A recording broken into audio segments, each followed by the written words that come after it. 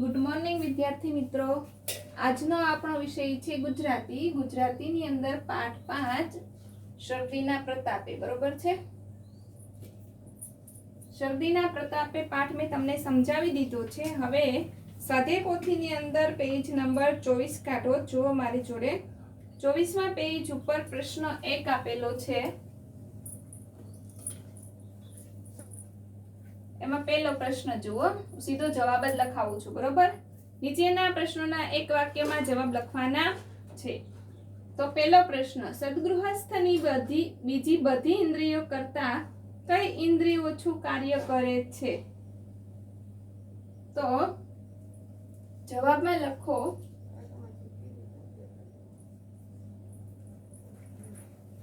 સદગૃહસ્થની બીજી બધી ઇન્દ્રિયો કરતા કાન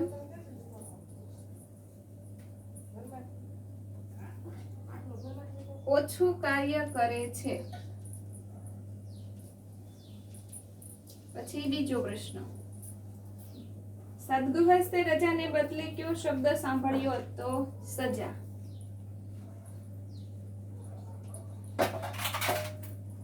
સદગૃહસ્થે રજાને બદલે સજા શબ્દ સાંભળ્યો. બરોબર છે? પછી ત્રીજો, સદગૃહસ્થની પુત્રીનું નામ શું હતું? સુલોચના. સદગૃહસ્થની પુત્રીનું નામ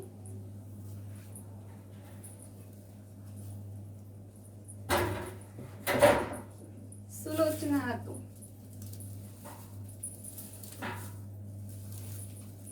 પછી ચોથો, લેખકને ચા કોફીને બદલે શું પીવા મળ્યું હતું? કોકો. લેખકને ચા કોફીના બદલે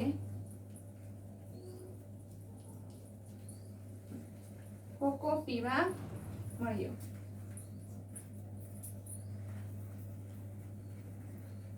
બધે પૂર્ણ વિરામ કરતું જવાનું છે.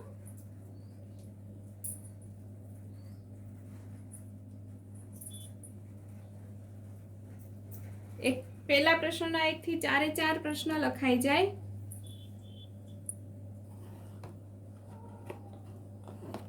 પછી આવે છે પ્રશ્ન 2, ટૂંકમાં જવાબ લખવાના છે. પ્રશ્ન 2 ના ટૂંકમાં જવાબ લખવાના છે.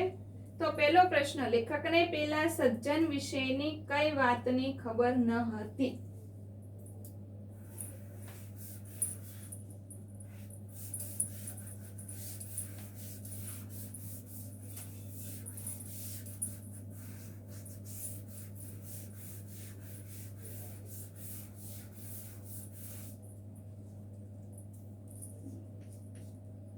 લેખકને પેલા સજ્જન વિશેની કઈ વાતની ખબર ન હતી?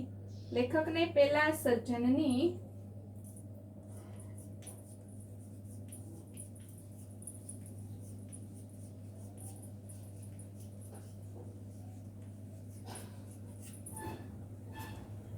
બીજી બધી ઇન્દ્રિયો કરતા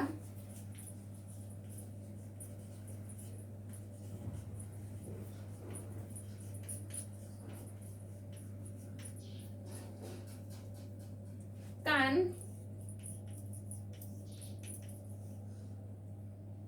કઈ ઓછું કાર્ય કરે છે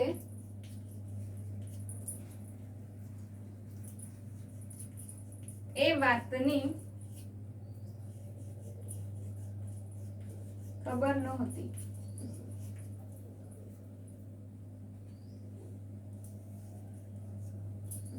બીજું, ગળે પડવાની ટેવ કઈ બીમારીમાં વધારે હોય છે? શરદી.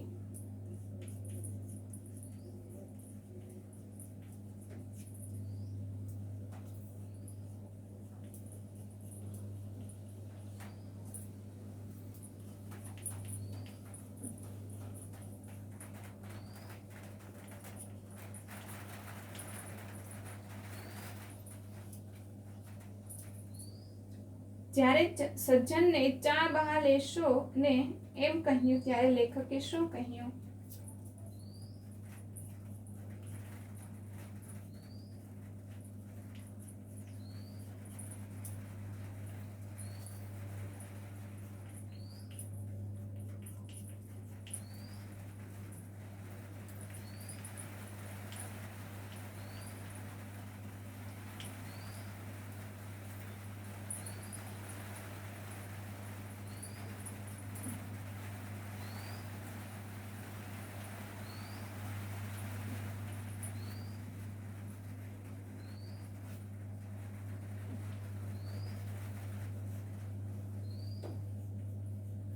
ચાની બનતા સુધી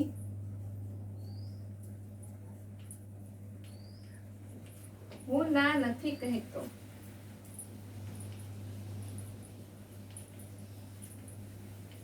ને શરદીમાં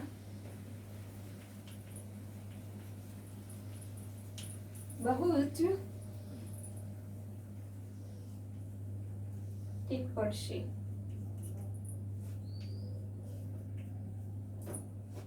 ચોથો, આ ઘર તમને ફાવે છે કે નહીં એમ લેખકે પૂછ્યું ત્યારે સજ્જન શું બોલી ઉઠ્યા?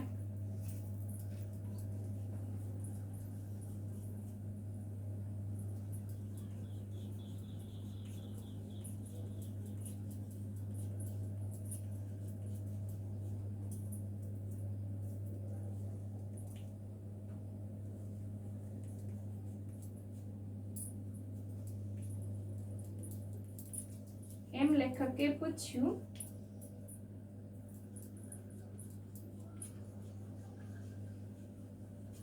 ત્યારે સજ્જન બોલી ઉઠ્યા,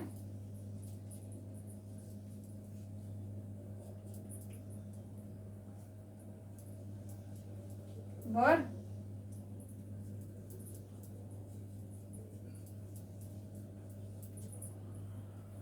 સુલોચના માટે વર હજી શોધ્યો નથી. હજી નાની છે. શી ઉતાવળ છે?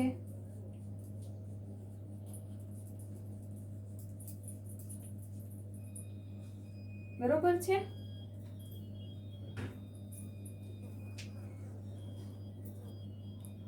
એક થી ચાર પ્રશ્ન લખાઈ જાય પછી પાંચમો પ્રશ્ન આવે છે, સજ્જનને દવા અને ઘરને બદલે ક્યાં શબ્દો સંભળાયા?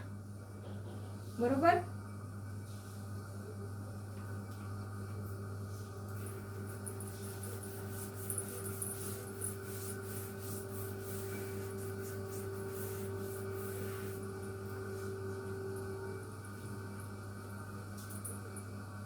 સજ્જનને દવાને બદલે હવા અને ઘરને બદલે વર શબ્દો સંભળાયા.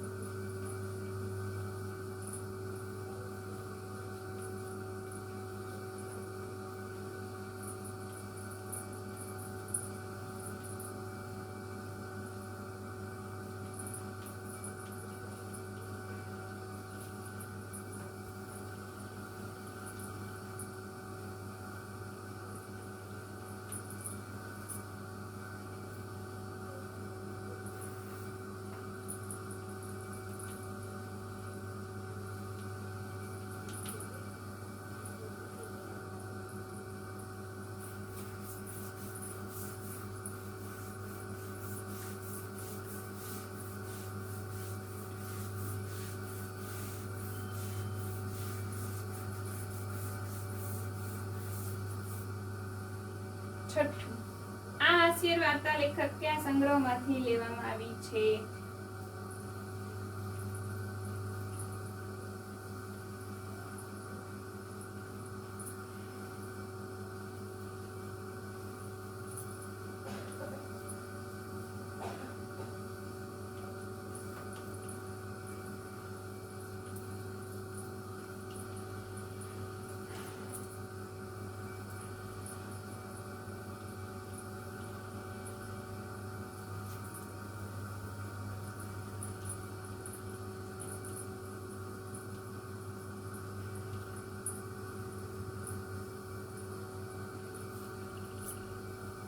પ્રશ્ન 3 મુદ્દાસર જવાબ લખવાના છે. એમાં પહેલો પ્રશ્ન આવે છે, જુઓ. લેખક સજ્જનને મળ્યા તે વખતની બંનેની સ્થિતિ કેવી હતી?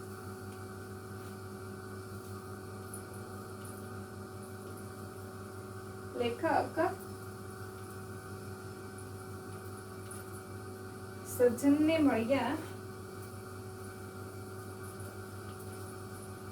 તે વખતે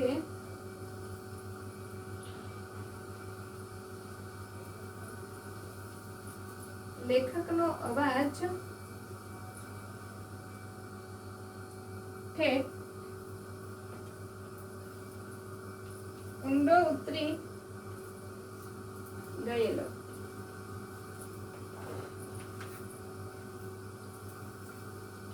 અને શરદીને લીધે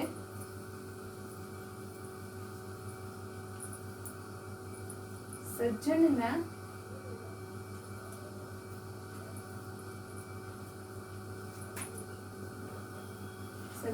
કાન વધારે અશક્ત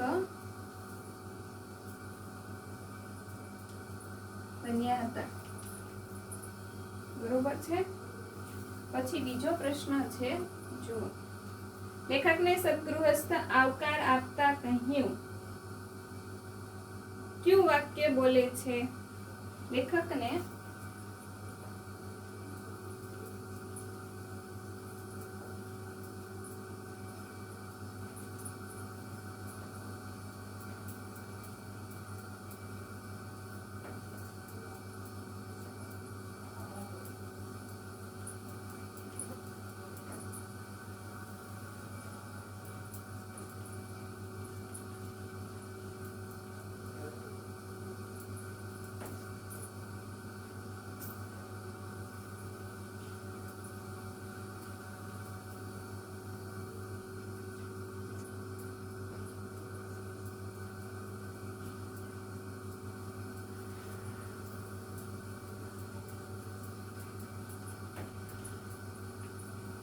કેમ, તબિયત તો સારી છે ને? ઓહો, આજે કઈ આ તરફ? કેમ, તબિયત તો સારી છે ને? આ વાક્ય બોલે છે. પછી આવે છે ત્રીજો પ્રશ્ન. ત્રીજા પ્રશ્નની અંદર જુઓ. સજ્જનને સમજ્યામાં કઈ ભૂલ કરી છે તેવું લેખકને ક્યારે લાગ્યું? તો જ્યારે લેખકને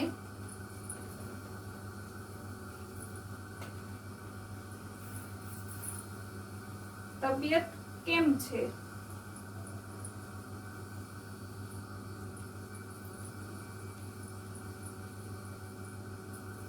એમ પૂછે છે, ત્યારે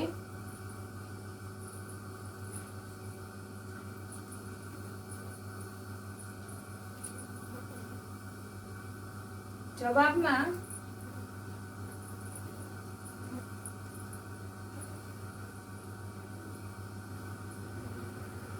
કહે છે કે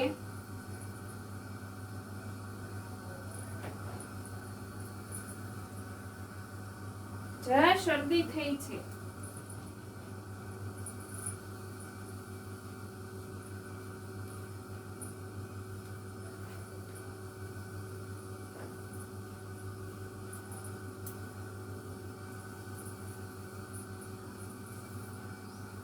બાકી બીજી રીતે કુશળ છું.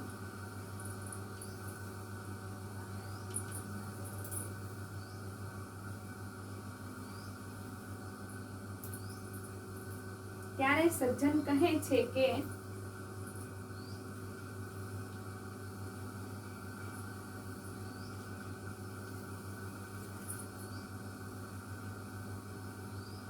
મને શરદી થઈ છે.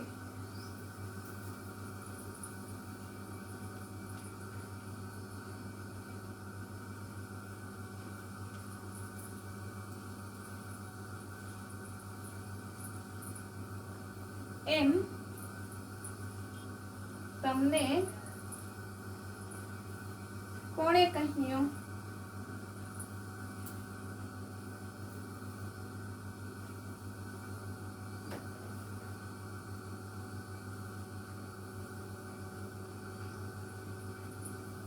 આ વાતો પરથી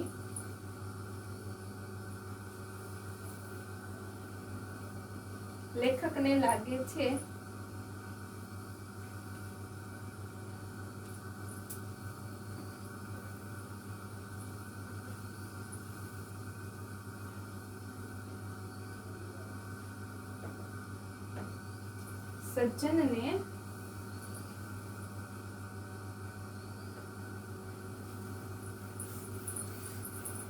સજ્જનને સમજવામાં કંઈ ભૂલ થઈ છે.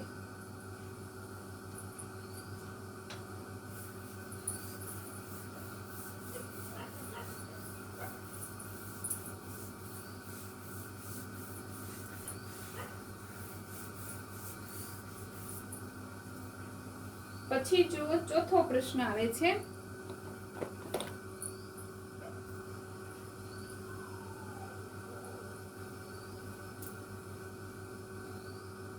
લેખક ચા પીવાની હા પાડી છતાં ચા કેમ ન મળી? પેલા સજ્જને લેખકને ચા માટે પૂછ્યું,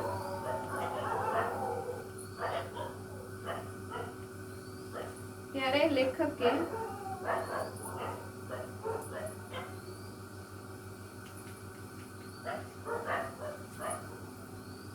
ચાની બનતા સુધી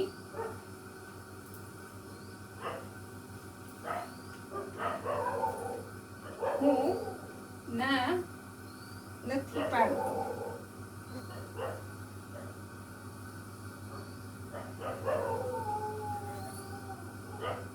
નથી કહેતો.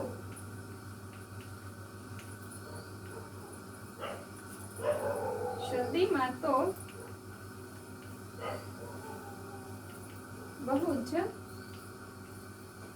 ઠીક પડશે, પણ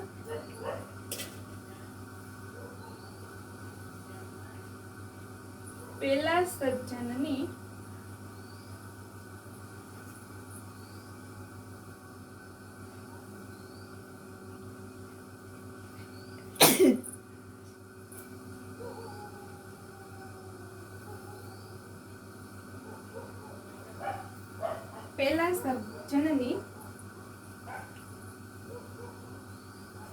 સાંભળવાની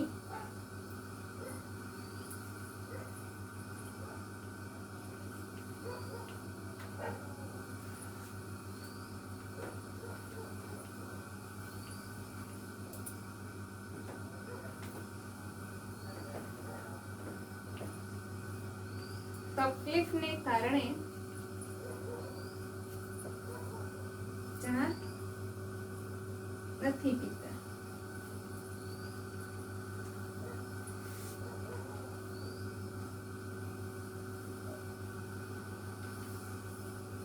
એવું સમજીએ.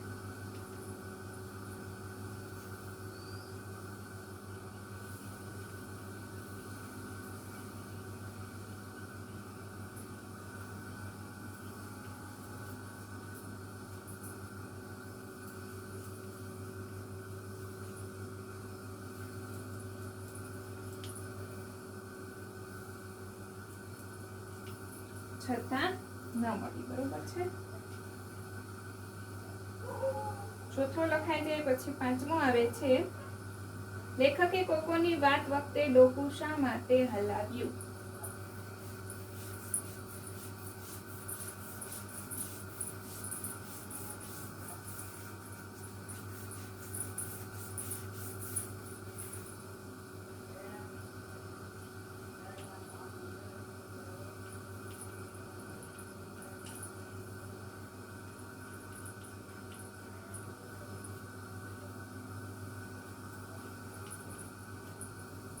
લેખકે કોકોની વાત વખતે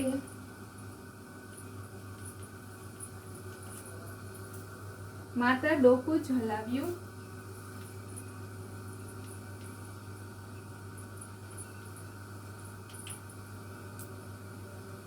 કારણ કે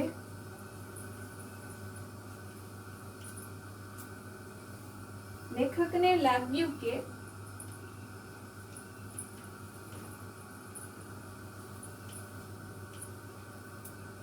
મોઢેથી બોલીશ તો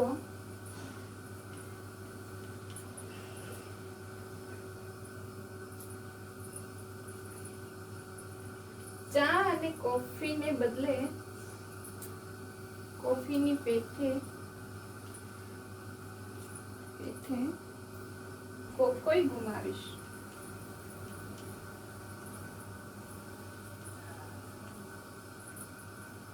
બરાબર છે. પછી છઠ્ઠો,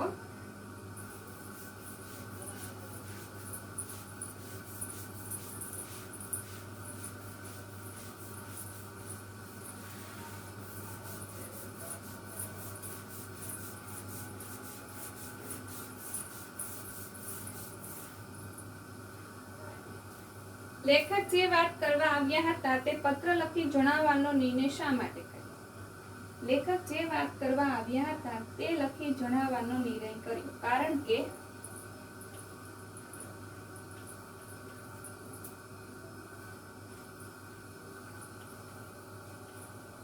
દવાને બદલે હવા અને ઘરને બદલે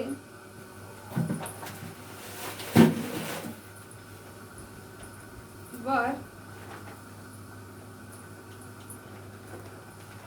સાંભળનાર સાથે જે વાત કરવા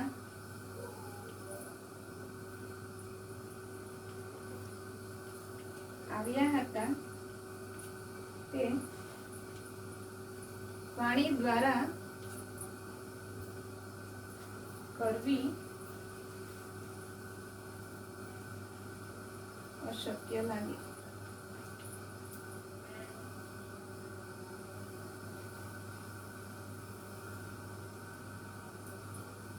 તેથી લેખકે પત્રમાં લખી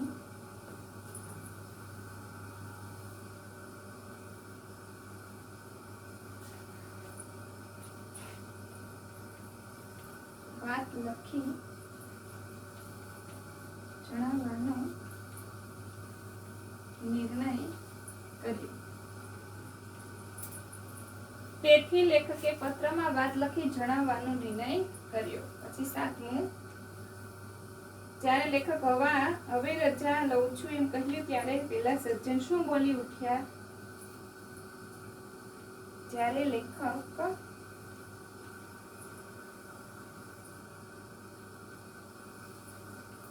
હવે રજા લઉં છું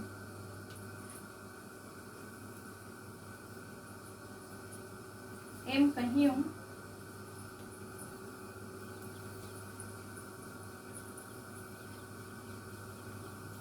ત્યારે સજ્જન બોલી ઉઠ્યા, અરે મારા મહેરબાન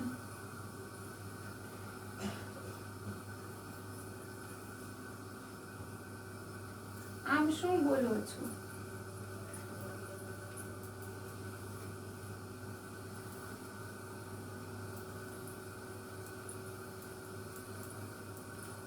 તમે આવ્યા તેમાં મને સજા થઈ?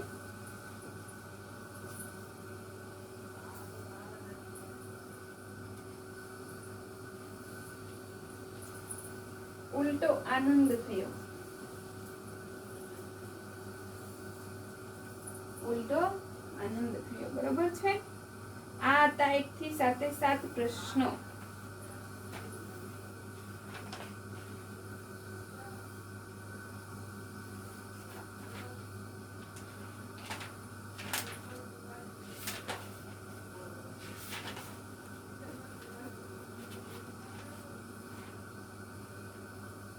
હવે હોમવર્કની અંદર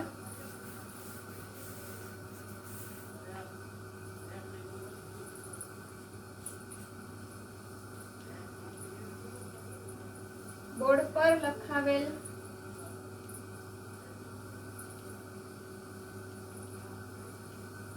સ્વકોથીમાં લખવા.